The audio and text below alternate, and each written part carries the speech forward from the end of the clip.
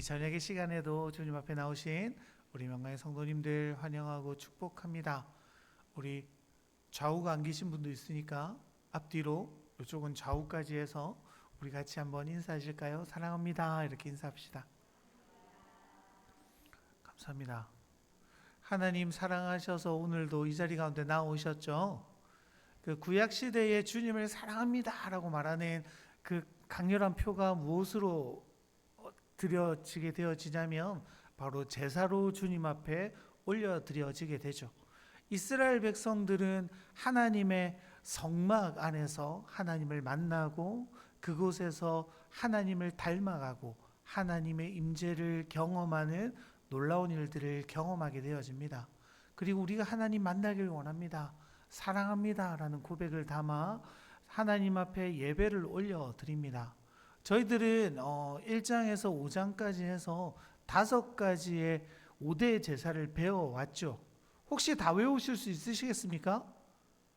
번제, 소제, 속건제, 속죄제, 화목제. 감사합니다. 이거 다 외우시면 이제 신대원 한번 지원해 보셔도 아무도 안 지원하시겠지만요. 그렇게 5가지인데요. 우리가 1장에서 5장까지 한 장 한 장 하나하나씩 보면서 이렇게 잘 배웠어요. 그런데 오늘 6장에 보면 우리 9절에 보면 또 뭐가 나옵니까? 번제부터 다시 한번 이 이야기가 시작되어지게 되어 있습니다. 우리 이때까지 잘 다뤘는데요. 하나님은 왜 다시 한번 이 제사에 대해서 말씀하실까요? 너무 중요하니까 그럴 수도 있겠죠. 그런데 이 제사를 드리는 대상의 차이 때문입니다. 우리 오늘의 본문 8절, 9절 같이 한번 읽어보실까요? 여호와께서 모세에게 말씀하여 이르시되 아론과 그의 자손에게 명령하여 이르라. 번제의 규례는 이러하니라. 번제물은 아침까지 제단 위에 있는 석쇠 위에 두고 제단의 불이 그 위에서 꺼지지 않게 할 것이요. 여호와께서 모세에게 말씀하셨는데요. 그 말씀을 누구에게 전해주라고 말씀하십니까? 아론과 그의 자손들이죠. 그 세 글자로 줄이 뭐예요? 제사장들이죠. 맞습니다. 그러니까 1장에서 5장까지 정확하게 말하면 이제 6장 7절까지는요. 그 5대 제사, 일반인들이 하나님 앞에 드려지는 제사 방법들에 대해 적혀 있었다면 오늘부터 6장 8절에서 그리고 7장까지 다루어질 이 5대 제사는요. 그 제사를 주관하는 제사장의 입장에서 그 제사를 어떻게 처리하고 관리해야 될지를 말해주고 있습니다. 지난주 우리 김태두 목사님께서 속건제에 대한 부분들 다 다뤄주셨기 때문에 오늘은 저희가 8절부터 해서 이렇게 번제, 소제, 속죄제에 대한 이야기들을 좀 다루게 될 것 같습니다. 하나님께서요 제사장들이 지켜야 하는 규례에 대해서 설명하셨죠. 아까 전에 9절에 읽었지만 가장 먼저 제사장들이 엄격하게 지켜야 되는 것이 무엇입니까, 여러분? 대단해 보실래요? 제단에 뭐 하라고요? 불이 그 위에서 꺼지지 않는 거죠. 그러니까 저녁에 제사를 드리면요 아침까지 번제물이 제단 위에 있게 되게 하라는 말입니다. 번제의 핵심이 뭐냐면 그 불이 꺼지지 않는 거죠. 그 말을 다르게 말하면 뭐예요? 매일마다 제사를 하나님 앞에 올려드리고 있었다는 거예요. 소제와 번제는요 매일 제사를 드립니다. 아침과 저녁으로 번제를 드리는데요. 저녁 번제물을 석쇠 위에 그대로 두고 아침까지 불이 꺼지지 않도록 관리하는 역할이 바로 제사장의 첫 번째 규율이라는 겁니다. 근데 우리가 생각하기에 그럴 수 있잖아요. 우리 새벽기도 매일 드리지 않습니까? 그럼 이제 오늘 수요 예배 마치고 다 나가면 교회불 다 끄잖아요. 보일러도 끄고 교회불도 끄고 그럼 아침에 제가 와가지고 불을 켜고 보일러를 켜고 이렇게 새벽기도 드리는데 그 아무도 안 보는 그 회막에서 왜 굳이 그 불씨를 남겨둬야 하나? 아무도 안 들어갈 거 아닙니까? 다 들어가서 자야 되는데 이런 생각 들 수 있습니다. 그런데 지금 우리가 어디에 초점을 둬야 되냐면요. 이 제사는 우리에게 맞춰진 게 아니라는 겁니다. 제사는 누구에게 드리는 거예요? 하나님께 드리는 거죠. 그 제사 누가 받으십니까? 하나님이 받으시죠. 우리는 잘 수 있어요. 그런데 주님 주무세요? 주님 쉬십니까? 아니요. 주님은요 쉬지도 않고 졸지도 않으시는 분이죠. 그러니까 받으시는 분께 그 제사가 맞춰져야 한다는 겁니다. 시편 121편 3절 4절에 보면 이렇게 기록되어져 있는데요. 제가 읽어드릴게요. 여호와께서 너를 실족하지 아니하게 하시며 너를 지키시는 이가 졸지 아니하시리로다. 이스라엘을 지키시는 이는 졸지도 아니하시고 주무시지도 아니하시리로다. 그러니까요, 졸지도 주무시지도 않는 하나님께서 늘 우리의 삶을 지켜보시고 보호하신다는 거죠. 그러니까 사람은 잠들어도요 번제단의 불은 꺼지면 안 되는 거예요. 왜냐하면 거기에 하나님의 마음이, 하나님의 임재가, 하나님의 함께하심이 있기 때문입니다. 우리는 그럴 수 있죠. 살아가다 보면 피곤할 때도 있어요. 쓰러질 때도 있어요. 잠도 자야 돼요. 그게 너무 필요하죠. 우리는 쉬어야 돼요. 그런데 우리가 생명이 끝나는 한이 있더라도 하나님은 변함없이 쉬지도 않으시고 주무시지도 않으시고 졸지도 않으시고 날마다 우리를 지키시고 보호하시는 분이라고 우리 방금 시편에서 읽었지 않습니까? 번제는요, 그러니까 내가 끝났다고 끝난 게 아닌 거예요. 내가 끝났다 여겨도 하나님은 언제나 깨어 있으시니까 그렇게 우리를 깨어서 살피시고 보호하시는 분이라는 겁니다. 그래서 반대로 말하면 뭐예요? 우리의 모든 삶이 사실은 예배로 드려야 한다는 겁니다. 사랑하는 명화의 성도 여러분, 이 시대의 제사장은 누구입니까? 접니까? 저 맞죠? 왜? 저 맞잖아요. 저 맞죠? 여러분은요? 맞죠? 저나 여러분이나 같이 제사장이에요. 어떤 분들은 극단적으로 목사님만 제사장이죠 하실 수 있고, 어떤 분은 극단적으로 저만 제사장이요 할 수 있어요. 근데 아니에요. 베드로는 뭐라고 말합니까? 만인 제사장. 그 개신교의 핵심이죠. 하나님은 모든 사람을 특별한 위치에 세우신 게 아니라 주는 그리스도시요 살아계신 하나님의 아들입니다라는 그 고백 위에 교회를 세우셨어요. 다르게 말하면 그렇게 고백하는 사람은 모두 교회인 거예요. 그렇게 고백하는 모든 사람은 제사장, 왕 같은 제사장으로 주님께서 세워 가신 겁니다. 그래서요, 우리의 예배가 이곳에서만 이루어지면 안 된다는 거예요. 이곳에서 거룩하게 잘 예배드리고 집으로 돌아가서 흥청망청 내 마음대로 살라는 게 아닙니다. 우리는 자지만요, 우리는 쉬지만요, 우리의 예배가 마친 것 같지만 주님은 어떠시다고요? 지금도 우리 안에서 우리의 모든 것들을 바라보고 계시죠. 그래서 우리는 어떻게 살아가는 거예요? 직장에서도, 가정에서도, 교회에서도, 누군가를 만날 때도, 심지어 먹고 자는 모든 순간이 하나님 앞에 예배자로 살아가는 삶이어야 한다는 겁니다. 제사장의 임무는 그거예요. 밤이나 낮이나 그 불씨를 돌아가면서 관리했지 않겠습니까? 로테이션으로 우리 군대 가면 불침범 쓰듯이 그곳에 가서 불이 꺼졌나 안 꺼졌나 계속 확인하지 않았겠습니까? 우리가 우리를 바라보는 태도가 그러해야 한다는 거예요. 우리 영혼에 하나님을 향한 갈망이 꺼졌는지, 나는 주님을 믿는, 하나님을 예배하는 예배자로 늘 깨어 살아가는지를 스스로 주시해야 하는 거죠. 그리고 또 어떤 게 필요해요? 그래서 공동체가 필요한 거죠. 내 혼자서는 잘 못해요. 나는 혼자 있으면 아무것도 못하죠. 여러분 생각해 보세요. 혼자 있을 때 거룩한 척 하기 좋아요? 같이 있을 때 거룩한 척 하기 좋아요? 같이 있을 때잖아요. 지금 다 이렇게 거룩하게 예배 드리시잖아요. 집에 가면 다 그러십니까? 안 그럴 때 많잖아요. 그렇죠? 저도 그래요. 집에 막 자고 막 이렇게 하는데 여러분 어때요? 그래서 공동체가 필요한 거죠. 서로가 서로를 격려하고 이끌어주고, 서로가 서로를 위로하고 때로 잘못을 지적해주며 그들이 하나님 앞에 바로 서기를 원하는 것이 바로 공동체로 필요한 겁니다. 그래서요, 우리의 모든 삶이 하나님을 예배하는 자로 살아가시기를 원하시는 마음이 그 꺼지지 않는 불꽃 가운데 나타나는 거예요. 그런데 여러분 생각만 해도 피곤하지 않으십니까? 숨만 쉬어도, 걸어도, 먹어도 내가 예배자로 살아야 한다면 얼마나 피곤하겠어요. 아닙니까? 자녀를 향해서 막 화가 나는데 막 참아야 돼요. 남편이 막 말을 너무 안 듣는데 참아야 돼요. 여러분 근데 이게 항상 말씀드리잖아요. 하나님 앞에 드려지는 예배와 복은요 모두 관계에 의한 거예요. 억지로 하지 마세요. 하나님 사랑하는 만큼, 하나님 알아가는 만큼 그것들은 내 삶에서 자연스럽게 나타나게 됩니다. 더 중요한 게 뭐냐면요, 하나님은 변함없으시다는 거예요. 내 상태와 상관없이 하나님은 꺼지지 않는 불꽃처럼 우리를 계속해서 사랑하시죠. 계속해서 우리를 지켜보시죠. 그러니까 우리가 할 일은 뭐예요?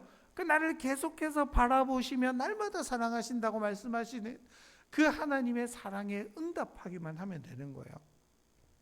그래서 우리가 주님 사랑하게 되면요, 하지 말라고 해도 복음 전하고 싶죠. 하지 말라고 해도 뭐예요? 막 내가 그 하나님을 찬양하는 자리로 나아가고 싶죠. 저희 이제 중등부 신설되었지 않습니까? 중등부 아이들이랑 이런저런 질문하는데 제가 물어봤어요.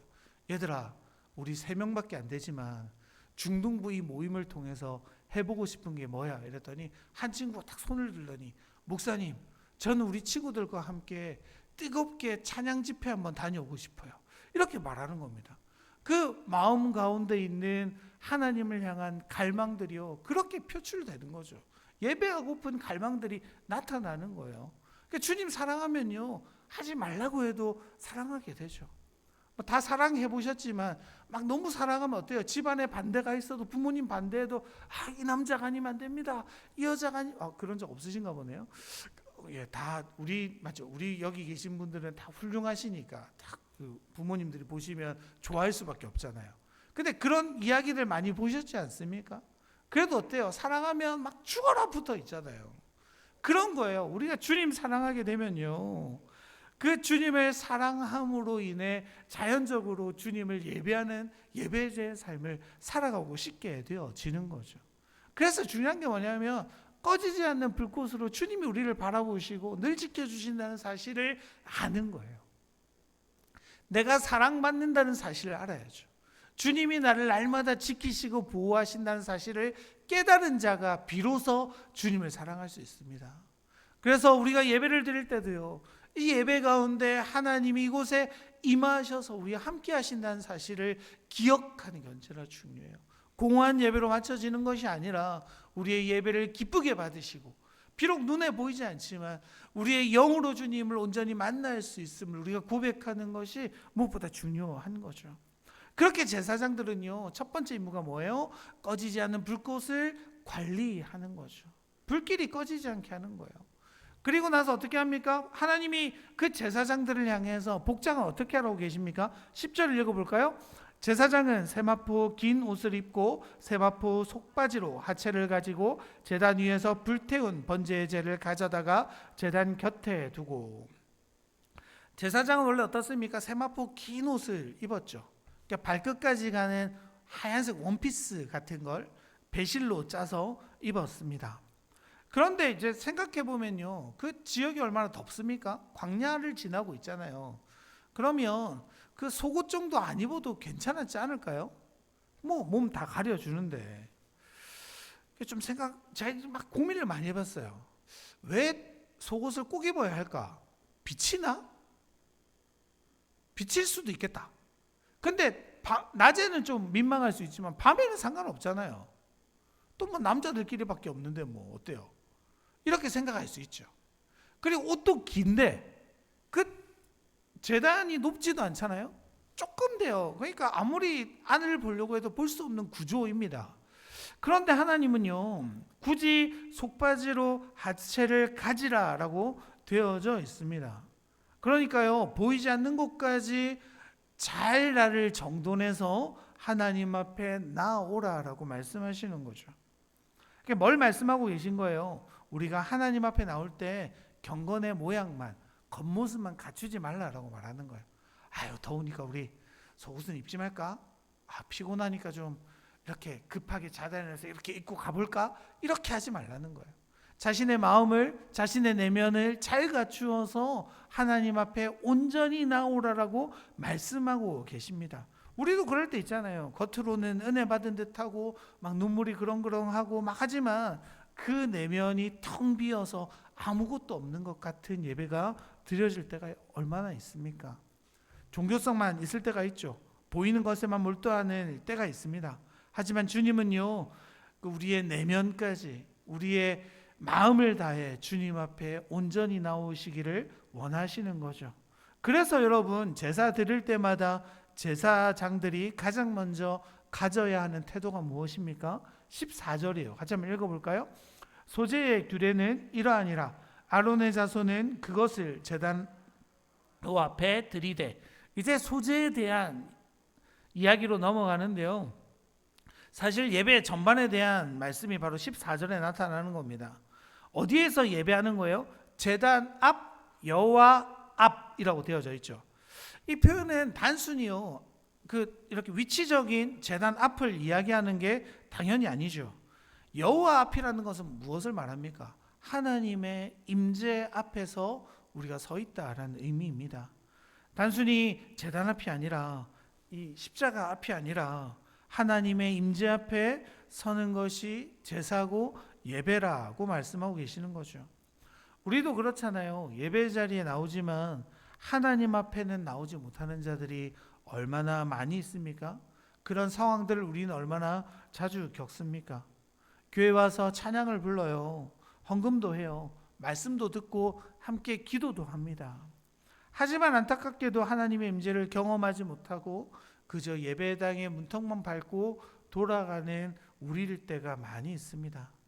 그래서 본문은요, 단앞이라고만 하지 않고 단앞, 여호와 앞이라고 하면서 예배자가 형식을 갖출 뿐 아니라 자신의 마음을 주님 앞에 온전히 드려야 한다고 이야기하고 있는 거죠.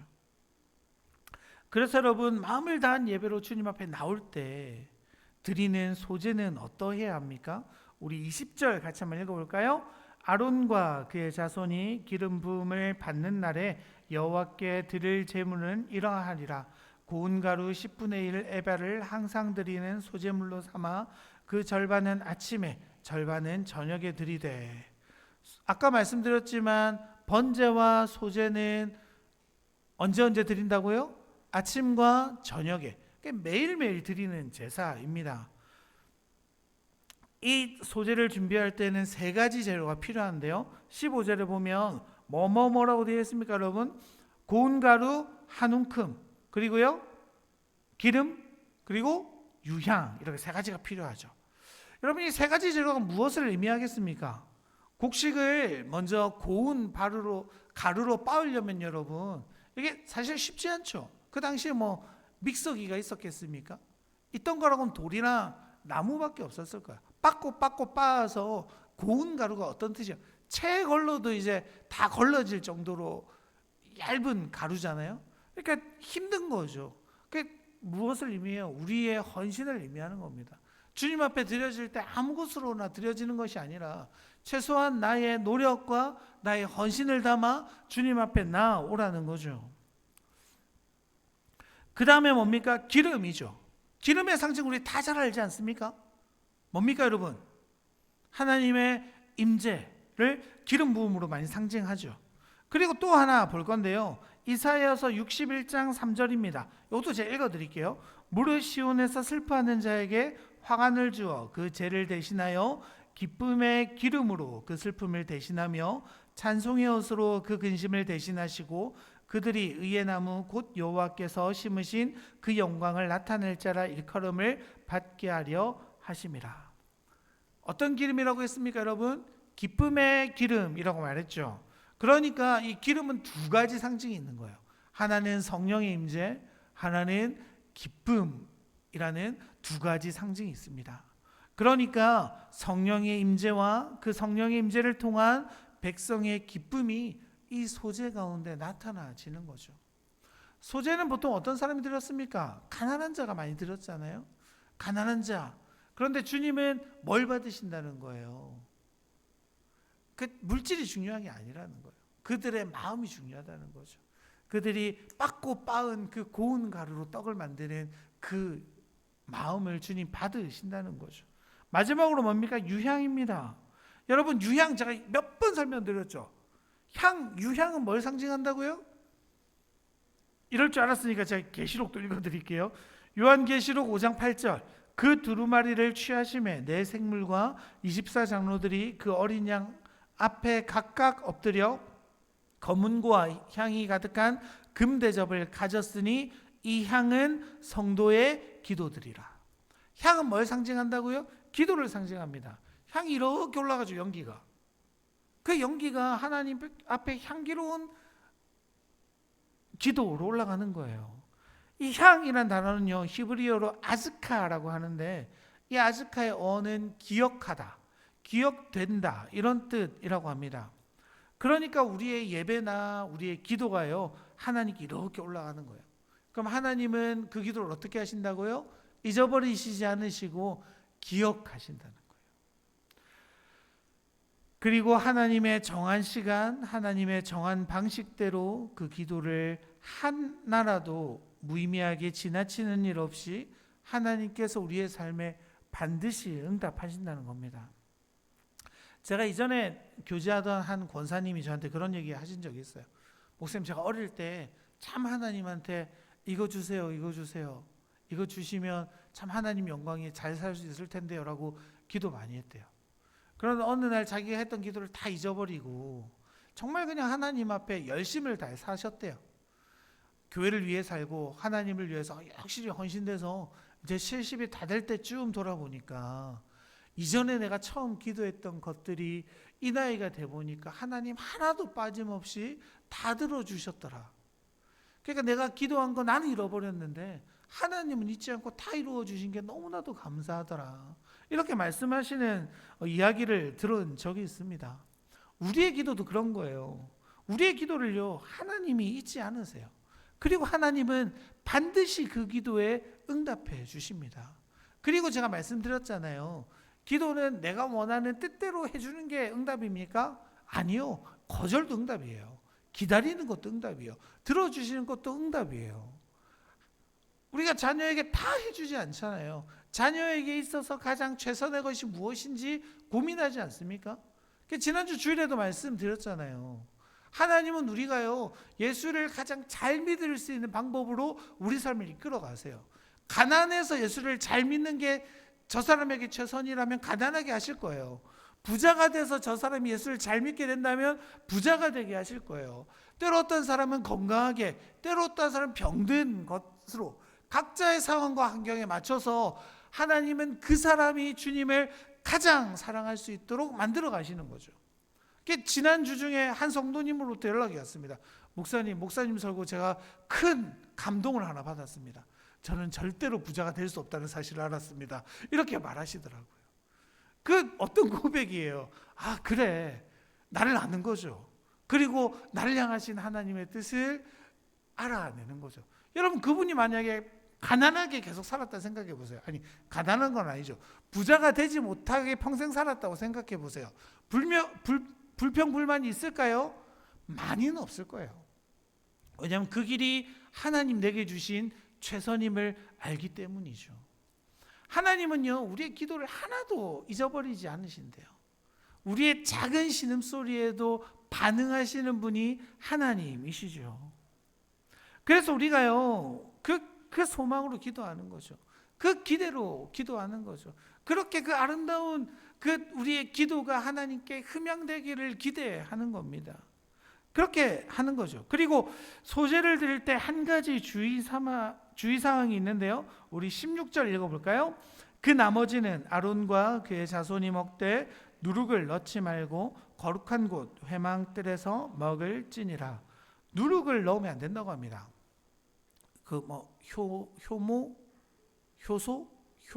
효모 맞죠? 그거 넣으면 어떻게 됩니까? 모양도 좀 부풀어지고 맛도 좀 변하게 되죠. 근데 하나님은 이것들을 넣지 말라고 하세요.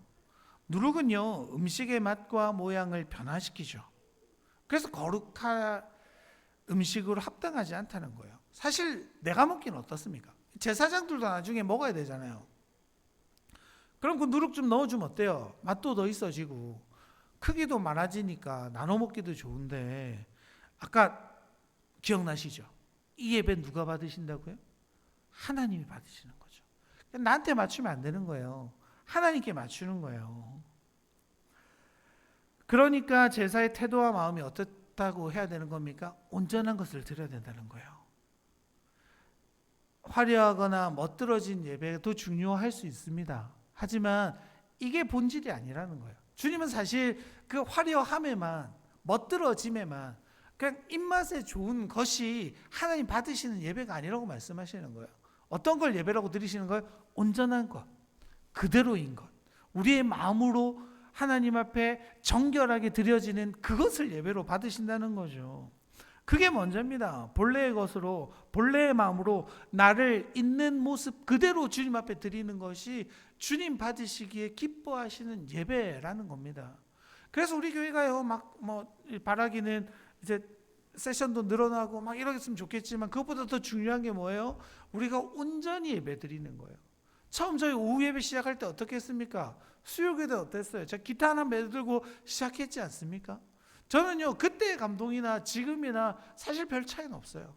성령님들의 기도 소리나 예배에 대한 열정이 달라지지 않다고 저는 계속 느껴져요. 왜 그래요? 우리 교회가 마음밭이 좋아서 그래요. 성도님들이 그런 외형에 치우치지 않는 거죠. 소위 말하는 그 현란한 소리들에 치우치지 않고 우리 각자의 위치에서 하나님을 온전히 예배하겠다라는 마음의 태도가 잘 되어 있은 좋은 교회라는 겁니다. 그렇게 우리의 온전한 것으로 드려지는 마음이 더 중요하다라고 소제를 통해 우리는 발견할 수 있죠. 이제 마지막으로 뭡니까? 속죄제에 대해서 함께 살펴봤으면 좋겠는데요.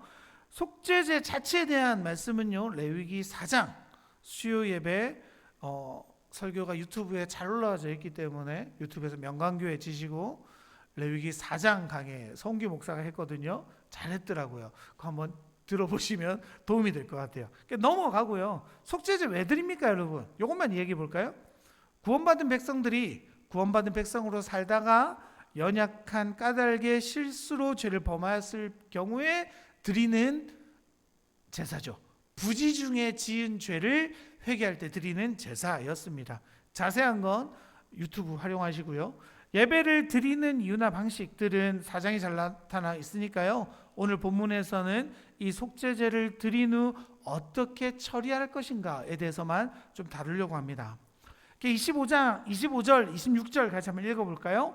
아론과 그의 아들들에게 말하여 이르되 속죄제의 규례는 이러하니라. 속죄제 제물은 지극히 거룩하니 여호와 번제물을 잡는 곳에서 그 속죄제 제물을 잡을 것이요 죄를 위하여 죄를 살을 드리는 그것을 먹되 곧 회막들 거룩한 곳에서 먹을 것이며.